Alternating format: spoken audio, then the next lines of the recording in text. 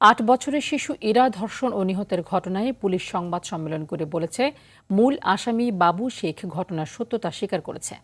আলোচিত ঘটনার পর থেকে মহাসড়কের বিভিন্ন এলাকায় সিসিটিভি ফুটেজ সংগ্রহ করে এবং তথ্য প্রযুক্তির সহায়তায় বাবু শেখকে গ্রেফতার করতে সক্ষম হয় পুলিশ। মঙ্গলবার দুপুরে মূল আসামিকে গ্রেফতার করা হয়। এর আগে মোহাম্মদ মাহবুব নামে আরেক আসামিকে সন্দেহজনকভাবে গ্রেফতার করেছিল পুলিশ।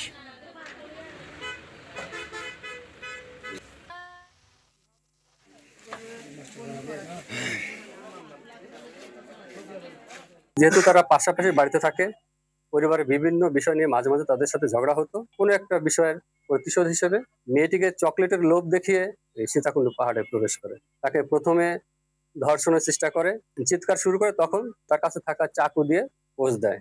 মূল অভিযুক্ত বাবু শেখকেই গ্রেপ্তার করেছি।